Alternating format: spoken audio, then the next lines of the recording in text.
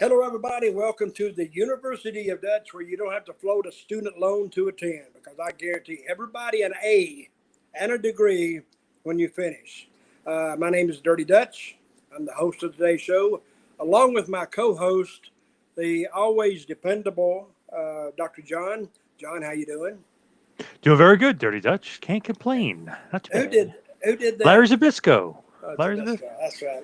You do it every week, and I keep saying, who does that? You keep telling me it's Zabisco, you moron. Anyway, so we got a lot of things to talk about this week, and just some going over points. Today, John, we're going. Where do you want to go today? We're in Dallas. Where do you want to go? You want to drive to Houston? You want to drive to Austin? Where do you want to go? You want to San Antonio? San Antonio, I would prefer. We'll go to Let's San do a little San Antonio. Antonio. Nice ride, nice town. You ever been to San Antonio? Twice, yes. Beautiful town. It really is. And one of those times, your boy Tully took me out, had a nice steak dinner. It was good times. Good guy. Really? Yeah, good guy. We were in San Antonio one time. I was with WWE, and I had to leave for something. So I had to go move the car somewhere else. So I was trying to get into this lot, and I told the guy, I said, and I had my glasses on, and I said, "Hey, I'm with WWE." He said, "Doing what?" I said, I'm one of the talent." He said, "What kind of talent?" I said, "The wrestling talent." And he looked at me like, "Bullshit. You're not with the wrestling talent." And I had about 10 minutes before I could get in. I had to call Mark Carano. I said, "Tell this guy that I'm with you guys," so he let me in the parking lot. Oh, he just laughed like hell. He thought that's the funniest thing in the world. And so he said, "Well," and the guy let me in. He said, "Well, I'm sorry, but he didn't recognize. He said, I don't watch wrestling. I don't watch the show, so I don't know." But anyway, what was the first thing that's going? Oh, here's something I wanted to bring up. Did you read this week, John? Oh, before I get into this, no deaths this week, right? Nothing as of yet. Wait, what did that happen, John? I was up and I just fell over right there. I'd have to continue. I'd have to say, and Yeah, this person. Well, we could get a lot of views, and when it hits the Russell doing podcasts, talking about somebody dying and passes away on air, that wouldn't, that didn't happen very often. But I was reading this week, Paige is writing an autobiography. Not one, she's writing two. Now, have you ever heard that? Why would you write two? I don't get that. I don't get that either. Why would you write two autobiographies if you're covering the same person? Did she lead two lives? Did she lead a non-wrestling life and a wrestling life? Or is it something else we don't know about? Is one X-rated and one is like the G-rated version? Oh, John, that's misogynist as hell. Oh, sorry. I cannot believe you said that. I could cancel your butt out right now if I wanted to, but I won't. And let me ask you this. Do you think that book would sell? Either one of them. I don't know what they're about. Do you think it would sell? I don't know. She's popular on like her YouTube channel or whatever, but I don't know about a book.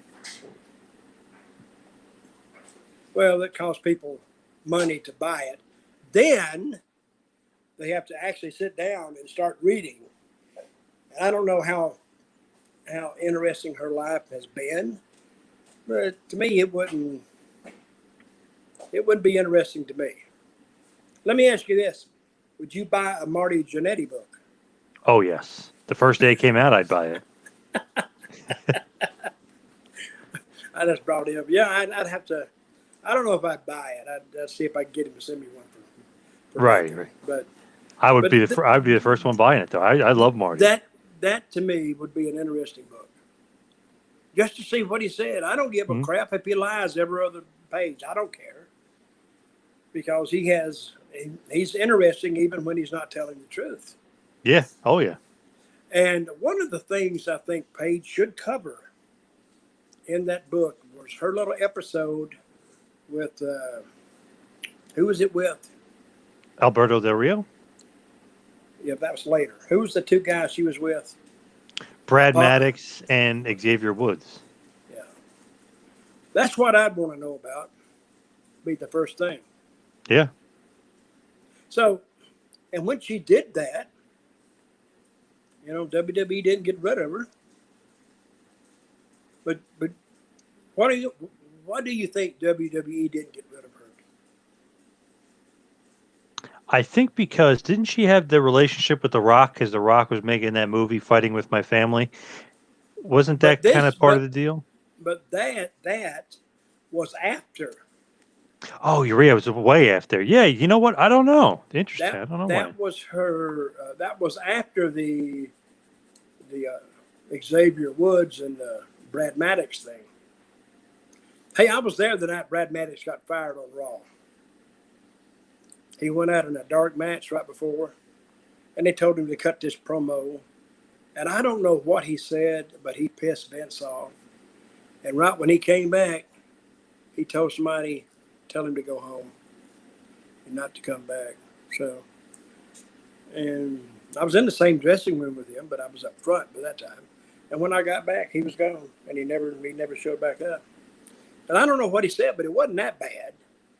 But I think Vince was in one of his moods that night. So he fired him. That would be another thing I'd want to be in Paige's book. Her relationship with my friend Alberto Del Rio. I would like to know what went on there. Because I was around them when they were together. And you can tell, I think, sometimes. I didn't know that much about them. I knew both of them. Not really well, but professionally well. Because I spent some time with Alberto and sometimes with Paige. But you could tell they were two hot candles that when one got lit, the other got lit. Paige is kind of crazy herself. Yeah. Del Rio's got a bad temper. So, but anyway, I was wondering if that would be in the book. If it was in the book, I may have to check it out. But the two autobiographies at the same time, I've never heard that before in my life. Have you? Never. Never heard of it. Weird. Very weird. So now there's something else. What did I send you on my little rundown, John? You still got it in front of you? Maybe Kane going to the Hall of Fame? Okay. That's what I want to talk about. Kane is being inducted into the WWE Hall of Fame here in Tampa. Oh, I think it's on a Friday night, January the 10th, I think. It could be Saturday night. I don't know. And he's being inducted, and they were interviewing him, like split cameras like we got. And Yep. I don't know who called him up. I think Taker was. Did you see this? Yeah, Undertaker. Yep. Taker was calling Glenn Kane and telling him that he's going to be in the Hall of Fame, and Kane's going to induct. Undertaker's going to induct him in, right? He's going to want to present him. Is that it? I don't know if he's going to be the one, but he was just the one that basically broke the news to him and Okay. told him that he's in the Hall of Fame. Okay. And he started crying. And I went, okay, maybe it touched him deeply, I guess. Because I love Glenn. Never saw him cry, though. Never. He's seen me cry. When I saw one of his first matches. I started crying. Oh, God. God damn, Glenn, that fucking hit. Oh. No, he was good from the beginning, really. And so now I'm watching today. Triple H called up. Bam, what's his name? I can't even think of his name. Rob Van Dam? No. He did. Pause it a second here, John. Mm-hmm. What's the guy that goes bang, bam, or Oh, DDP. Time Dallas Page. DP? Okay, 3, 2. I saw it today. It was they were calling DDP to tell him he was inducted. Triple H was. He was inducted. He's going to be inducted in the Hall of Fame also, along with Kane. And guess what he did? He started crying. I went, wait a minute. I don't know. That's an old video, though. The DDP's been in the Hall of Fame, but I do Yeah. remember seeing that video of him crying when he So gets he's the not. induction. I thought he was in the Hall of Fame too. Maybe I read it wrong. This year, well, not this year. I think it was 2 years ago he was in the Hall of Fame. But well, they showed a clip of him, so Yep. I wasn't paying that much attention.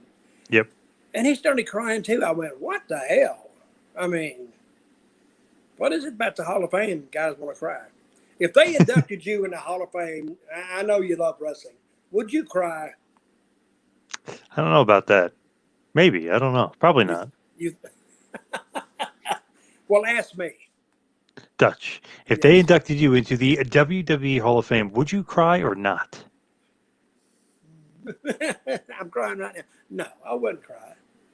I would consider it an honor and a tribute to me, but I don't think I would cry about it. I mean, there's some things you cry over. I think people you've lost that were close to you, you cry. Yep.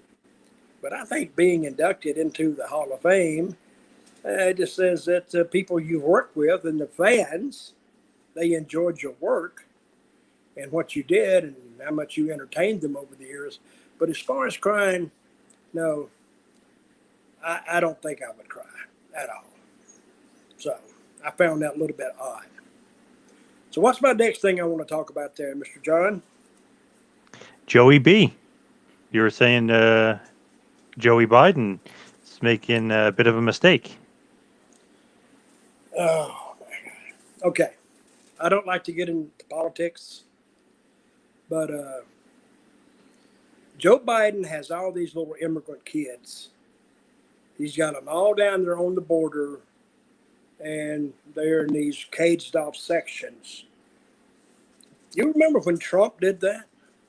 Yep. They just ripped him apart. Oh, he's treating them and he's mistreating them and he's not treating them like human beings and he ought to be ashamed of themselves and it's an embarrassment to the country. And they just went on and on and on about it.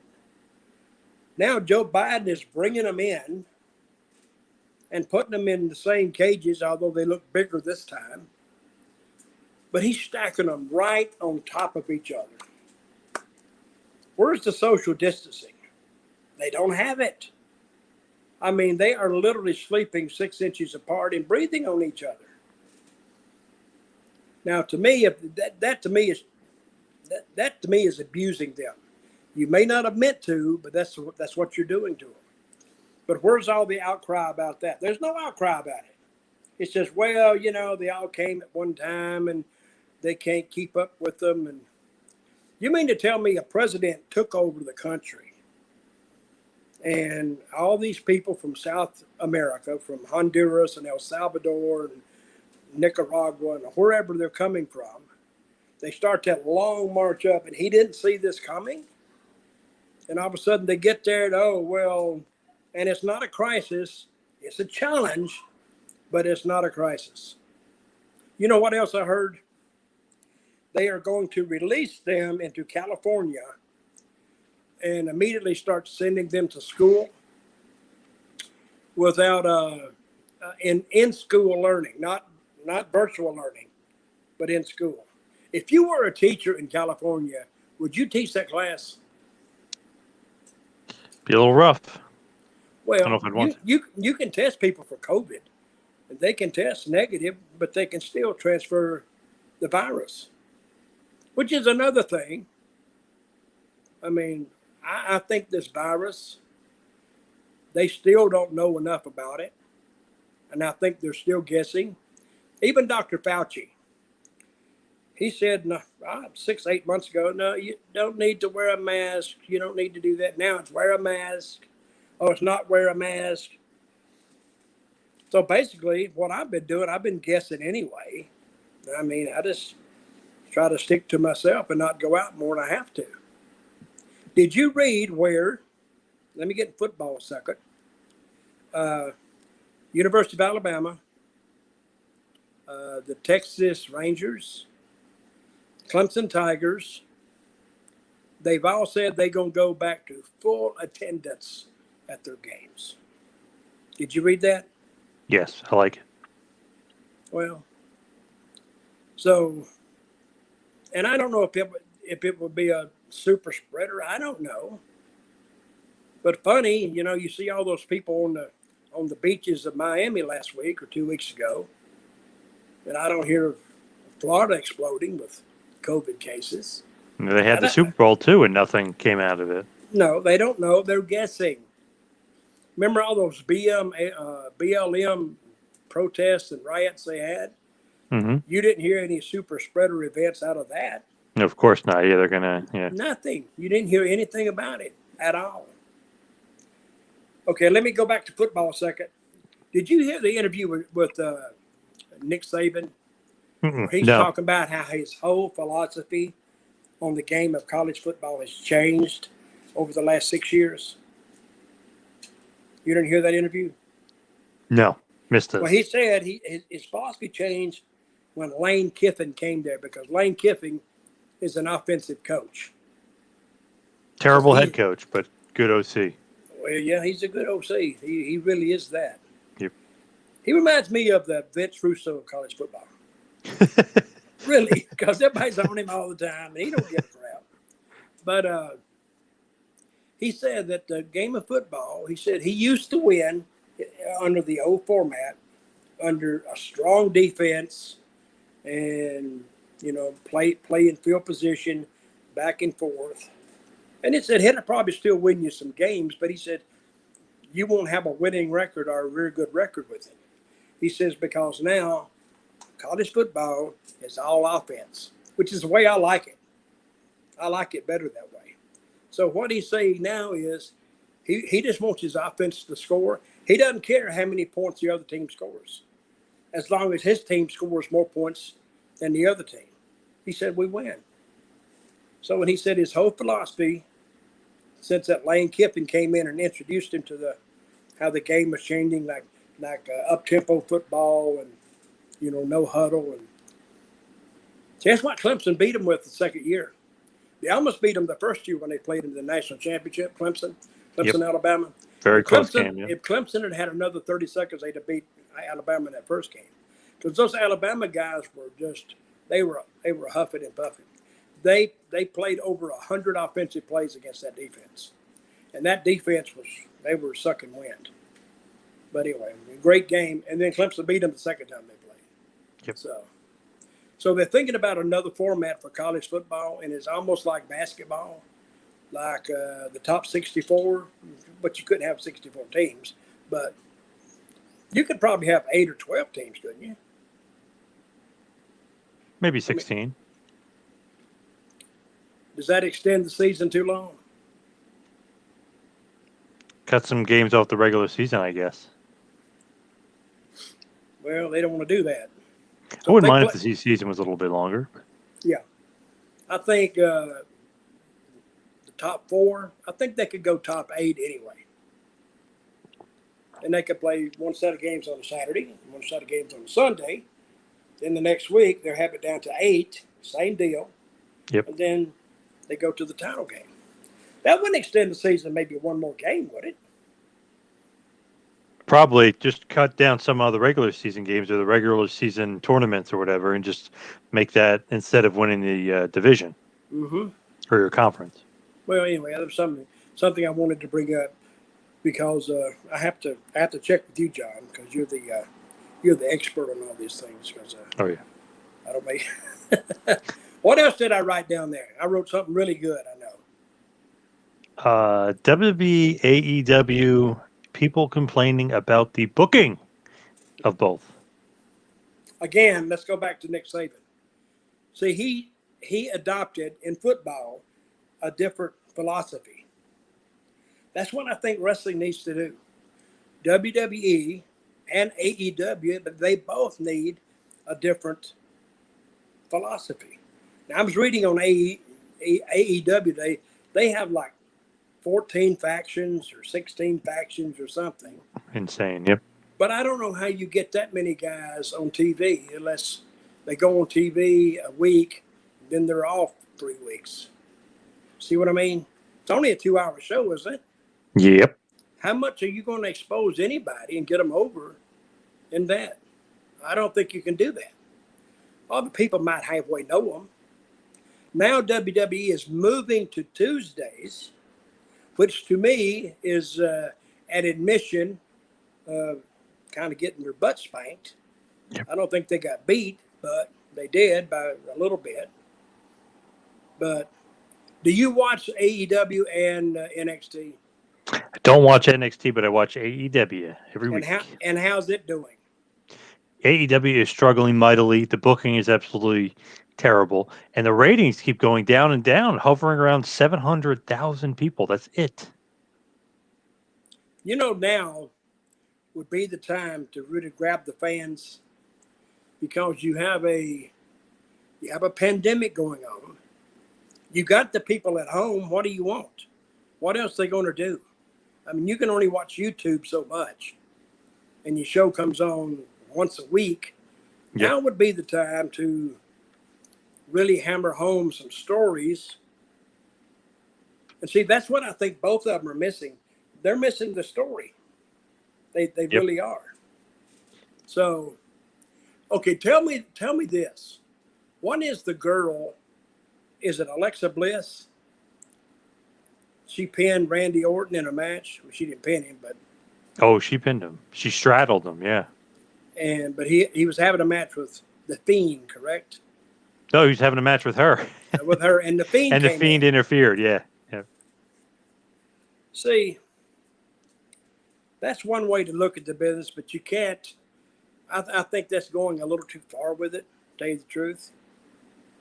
I don't know how. Did you see the match? Yes, I did. How was it? Pretty awful. Pretty terrible. So did Randy do all he could to get the match over?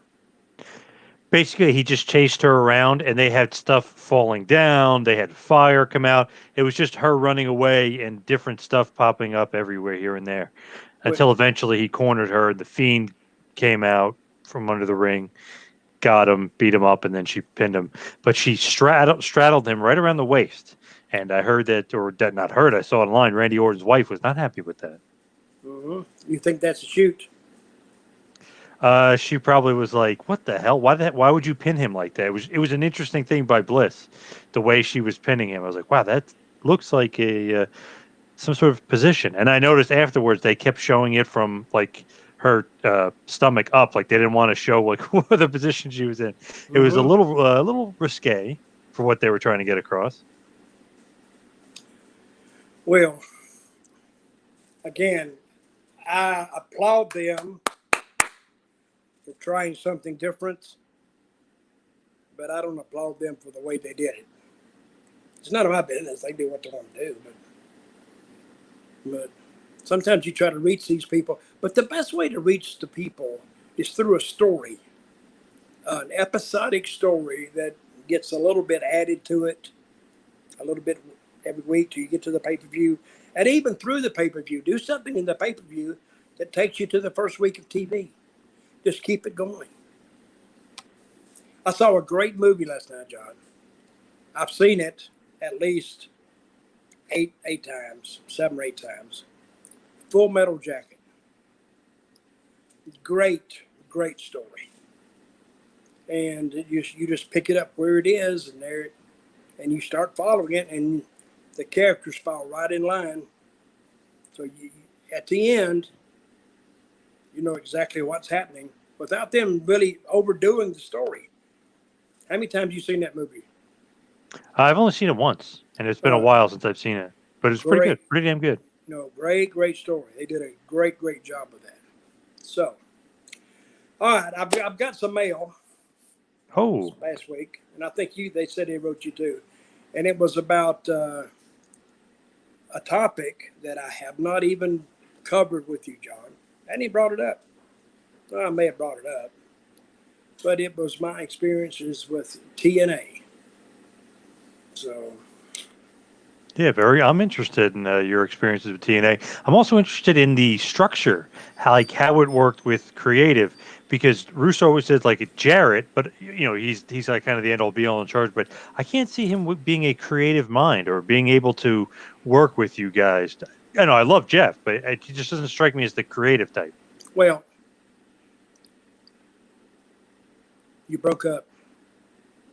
Are you there? Yes, can you hear me? 1, 2, 3, 4. You there? Yep, yep, Folks, if you can hear me, I've lost a connection with Dr. John. Are you there, Dr. John? yes. Can you hear me? Yes, I can hear you now. yes. Okay. 3, 2, folks, that's the inside talk for 3, 2, and I don't say 1. And John edits his show, so he'll go 3, 2, and he'll start the tape right then. Because I don't say 1, then I start. So, but anyway, we're talking about TNA and creative in TNA was pretty much, I mean, a cluster fuck, really. Because I've called TNA many times as the gang that couldn't shoot straight. I mean, and I hate committees because creative, you have to kind of be a committee because there's so much to do. But it was probably the easiest creative I've ever worked on because we only had 3 people on it. It was me, and it was Vince, and it was Jeff Jarrett. So, but we used to have some battles, and a lot of people knock Vince for his, the way he booked, and I didn't much like the way he booked either because I thought he actually put too much in it, and he didn't need to. He actually threw too much up front that did give you a lot of room for later on in say if you wanted to go 3 weeks, he'd throw all the stuff in the first, say you want to go a month or 4 weeks, he'd throw all the stuff in the first 2 weeks. So now the 3rd and 4th week, now you're looking for something you haven't done. So, but Vince, hardworking guy. I mean, he'll work from sun up to sundown, and he'll work. And he always did one of my favorite sayings, the worst idea ever, the one that's not pitched. And he'd pitch them, and I'd pitch them, and sometimes mine would get through, and sometimes his would get through. But I think Jeff was the head of creative when I was there. So it basically boiled down to who lobbied Jeff more and see which way he would kind of go with. Not rule on, but go with. But it was some crazy stuff. And one time, Terry Taylor, he ended up on creative for about 2 or 3 weeks. I don't know how. He just showed up one day.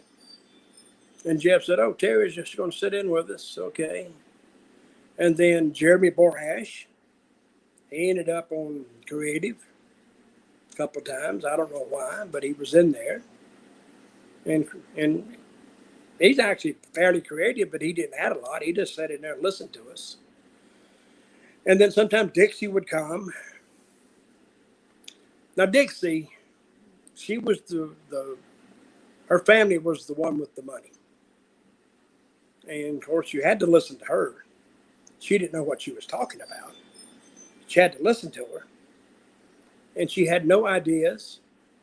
And even when I came up with the idea about the girls, she never liked the girls. She never liked the knockouts. And she never actually came out and said, "I don't like the knockouts," but you could tell her tone and her demeanor when an idea about the girls came up. She didn't want them there, except she couldn't deny that the girls, the females, was what keeping TNA in business at the time. And I may have told you this, that when Kong and Gail Kim would go out and have a match, that rating would go to a 3-4, a 3-3. And that's when Sting and Kurt Angle was doing a 2-2. And, their rating would go a whole I don't know, a couple 100,000 more viewers than what Sting and Angle could do. And at a fraction of the cost. So, but anyway,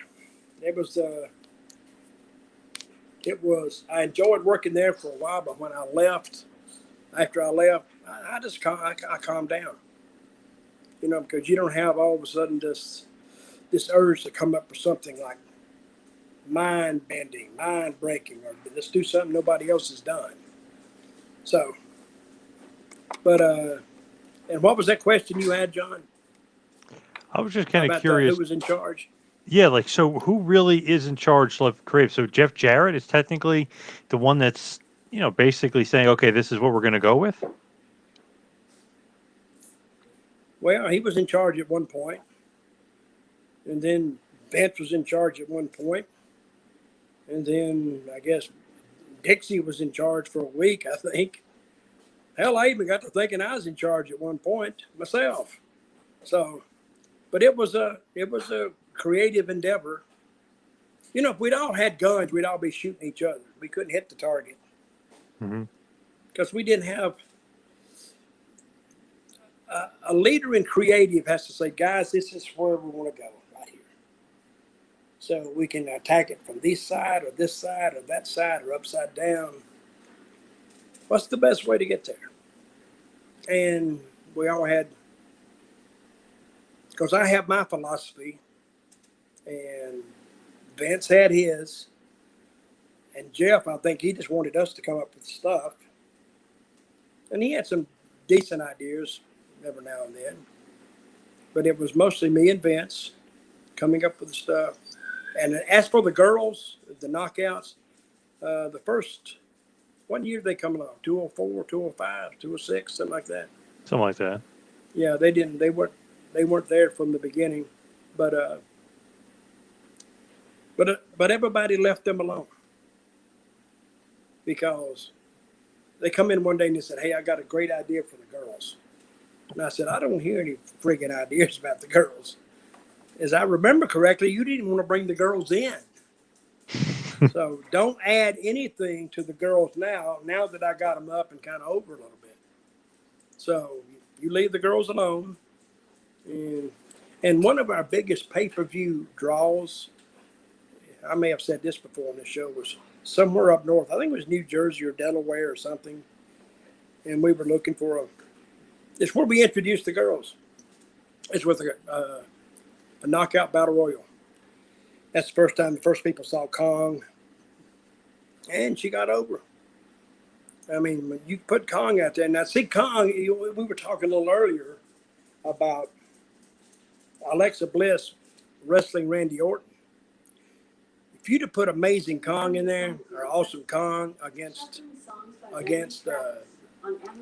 Randy Orton, people might believe that. Hang on a second. Alexa, stop. Don't ever have an Alexa. Don't ever have an Alexa in your house. Damn. That's funny. You said Alexa. You're talking about Alexa Bliss, and that thing thinks you're talking to her. Yeah, that's funny. Yeah, I said, Alexa Bliss, shut up. No, but if you'd have put the mate, see, she's still doing it. Yep. Alexa, yep. Stop. Damn, she listens. I can't believe she listens. Look at this cat. Hey, what kind of cat's that? She's a feral cat. Feral cat. Yeah, found her. Just found her. How long you had her? 8 years. Oh, really? Well, she's not feral anymore. Yeah, no, not anymore. She runs that house now. Oh, yeah. Oh, yeah. She just jumps up there whenever she wants. One thing about cats is a cat, you don't pick a cat. A cat picks you. Because if they don't like you, they want to have nothing to do with you. Yep. But if they like you, they come, hey, how you doing, whatever, when we're going to eat, and all this kind of stuff. So I have a little Boston Terrier. I told you that. Mm-hmm. Thinking about getting another one. So this is the first time I went to TNA. I was in Puerto Rico when I brought Jeff down. And we had one of those big sellout crowds. It was like, 14,000 people. And Jeff come back and looked at me and he says, how are you doing this? And I said, I don't know, just just doing it. I didn't tell him what I was doing. And he says, damn. So he went back up to Tennessee. And that's when he had his meetings with his dad and Bob Ryder. Did you know Bob Ryder? Didn't know him, no. Knew, of Good guy. course, of him and stuff. Good guy. He's passed away now. Great guy. But and he wanted me to come in and help them on to do the booking. And they were just doing pay-per-views then. So I went in, and the first pay-per-view was in Nashville. It was on a Wednesday night. And they had the idea of the live pay-per-views every week instead of TV. Yep. The live pay-per-view idea. And they did two. And one was live that night, and we'd take the second one for next Wednesday night. And then I was supposed to go back 2 weeks after my first appearance there, and I got a call from Jeff. He said, well, I'm going to have to cancel you out coming in. Excuse me. I said, why? He said, well, we kind of misinterpreted how many buys we had. They thought they had 80,000 buys, and it turned out they had about 5,000 buys. Whoa, wow. And he said we went out and we bought all kind of equipment. So, and that's when they almost went out of business. They almost went out of business the first 6 weeks they were in business. And because that guy that was supposed to count the pay-per-view buys, they had to let him go, and they had money in it, but they didn't have enough money in it to continue it to run for the next 3 months. And that's how the Carters got into it. Right. Because Jeff knew Dixie. And I think Dixie had already done something for the company already. And Jeff was telling her, well, we may have to fold up the company.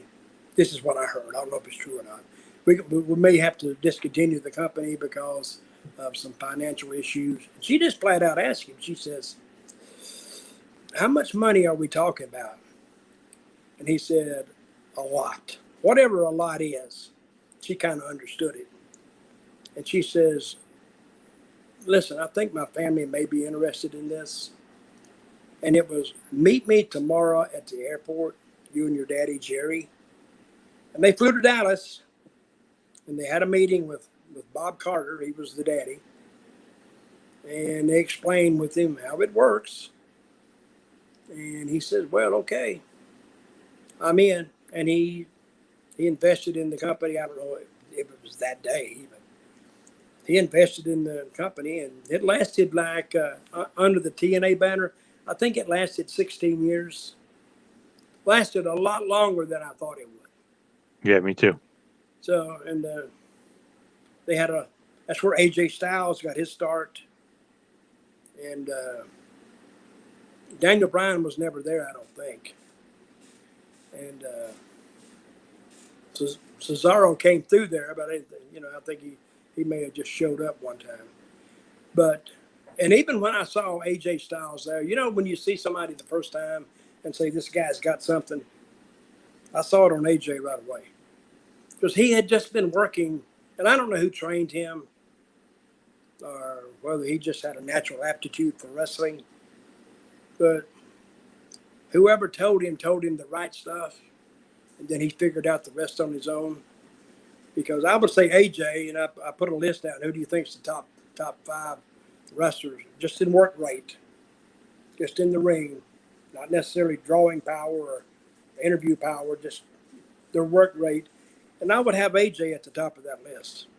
Daniel Bryan right under him. I think Cesaro right under him. And I've been away. I haven't watched the 2 shows that much to really comment.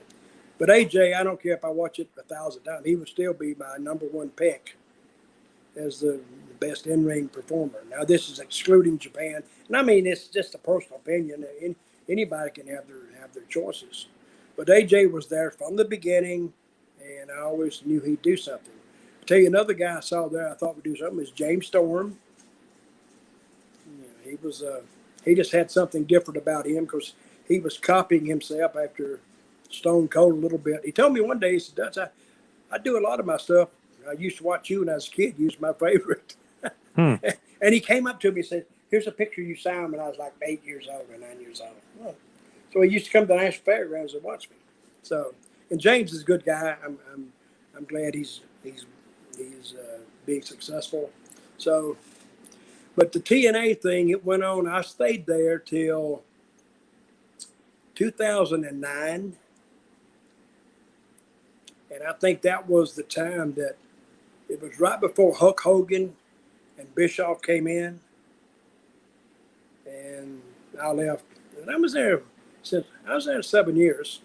So it was a weird place to work, but I'm not going to knock them. They give me a place to work for 7 years. So, and I was at home. So I appreciate that. Any questions you want about TNA? When you were there, did you think that you guys were going to like not compete with WWE, but be, a little bit more? I guess compete would be the best word, but just a little bit closer as far as popularity, rating, stuff like that. Or did you think like, okay, we're a number two, well behind WWE? Well, I knew we were a number two, well behind WWE. But we could have taken that number two, being well behind WWE, and still been successful. Because what Dixie would do, she'd read those dirt sheets. Oh, this was stupid, and that was stupid, and this. See, she wouldn't ask us. She would rely on the dirt sheets to give her all the information, which she was wrong most of the time. I mean, you have to understand the business to even know if something works or not. I mean, the numbers were good. The ratings for the time we were on like a spike, I think. We were doing like a 2.5 or 2.6. Now, but she was comparing it to WWE, which were doing like a 6 or a 7. See what I mean? Were they doing that much back in those days? Probably like a 5, something Okay, like they're that. doing a 5. We were well behind them. But she didn't understand why we weren't up with them. That's why they shelled out the big money for Angle. They shelled out the big money for Hulk and Sting. So you can shell out the big money, but you only need to shell it out for a month at a time, because these guys won't last. I mean, Sting was past his working age, and they brought Ric Flair in. You know, Ric Flair, he'd been used up. And you can bring him in as flashes from the past and get by with it for a while. But to run long-term storylines, you can't do it. The people, they either lose interest in it or faith in it, and then a lot of times you can't bring those well-established stars and want to put your people over because they balk at that. They don't want to do it. So a lot of times we would bring people in, big stars. When you would ask them to do something, they looked at it through two different lenses. One lens was, well, what would Vince McMahon think of this if he sees it? If I put this guy over, he won't like it. And they thought it would drop their value in his eyes, and it probably would have. And they also actually thought of their position in TNA, would it hurt them there? But see, we can fix that because we have control of it. What you can't fix is how Vince will perceive it. Nor can you even predict how he'll perceive it. But that's what we were running into. So, and then we had Scott Hall there for a while. We had Kevin Nash. Scott Steiner was there for a while. And Scott Steiner, I love working with Scott Steiner. I mean, I've known him since he first broke in. Funny as hell, do anything you want him to do, have some good ideas, and he'd just go out there and beat somebody up if they don't play along. But then he had good matches. So, and Scott, I think second or third time he was there, he didn't show up. So, and then Nash, he had bad knees, he said. So we left him off TV most of the time. So when it ended up, we were paying some guys, especially Sting to not work. I don't know what Sting was making, but I heard it was TNA paid him $10,000 a shot to show up. So he was making, and I think they paid him, I don't know, now this is what I heard. They give him $500,000, and he worked that year maybe 30 times. Well, maybe more than that. But even when he got there, he wouldn't have a match. He wouldn't even do that much. I remember the match we talked about the Stairway to Heaven match or the coffin and all that. Sting at Abyss. Yeah. And did you say Vince put it on me? Well, he said it wasn't him, basically. It wasn't me. I didn't have nothing to do with that match. Yep. Another one I didn't have to do with, and I think this was the basic reason you were asked, was about the electrified cage. That's when and Vince didn't have anything to do with that. And I didn't either. It wasn't my idea. So I forgot even who even agented the match. I think it was Jeff. But at the same time, Jeff's wife was very, very sick, and so I can see how things fall through the cracks. So anyway, well, how long we gone, John? Are we there? Are we in San Antonio yet? Just about, yes. All right, I'm gonna stop to here, and I'm gonna get me a quarter jack, and I'm gonna drink it before I get to the building. Nice. I'm gonna get it. I'm gonna drink it. 15 minutes. I'm gonna walk into the building, and then fall over. But after, give me to the promoter first, because I'm going to cuss him out. Then I'm going to get fired. Then I'm going to pass out. So, should make a great story later on if you happen to do a podcast or something. Yes. So, anyway, folks, I'm going to wrap this thing up. If you want to send me an email, dirtydutchmantel@gmail.com. And if you want to catch me on Instagram, Dirty Dutchman1 on Instagram and Twitter, and you could also catch me on Facebook is just Dutch Mantel. I need to get that all kind of easier to say, don't I? Yeah, you got to straighten that out. Yeah. I do. I've only had 10 years. I haven't straightened it out yet. So, anything you want to end with, John? No, just follow me on Twitter and Instagram at 2Man Power Trip. Check out my website, tmptempire.com. John, let me ask you this while everybody's listening. How are they doing podcasts where the people can ask questions? Basically, you live stream it, and you have it connected to YouTube or Facebook or whatever. So we can do it anywhere. Mm-hmm. Huh? We can do it anywhere, right? Yep. All right. Let's try that one time. Okay. Just to see what it does, because now see, I may have to put this on I can still do it off my phone here and then pull up my computer to read the responses, right? Sure. Or I could put them right up on the screen. Or you could ask me. Yeah. Or I could get like this. I go like this. Like, Yeah, or that. Yeah. What the hell did he say? Yep. Anyway, hey, if you see a homeless veteran somewhere, guys, pull over, give him a few bucks, or at least say hello to him. Make them believe that it's still a part of the human race. You know what I read? One's the most loneliest jobs in the world, John. What do you think it would be? Security guard. Maybe that would be in there somewhere. But people who work in toll booths. People pull up and don't even look at them. Just keep going. Like they're not even there. He said the depression in that job is very, very high. And I wouldn't even thought that. So anyway, folks, listen to next week. This is our 52nd episode. Next week will be our 53rd. And I want every real American within the sound of my voice, please rise, put your hand over your heart and say along with me, we the people. See you next week.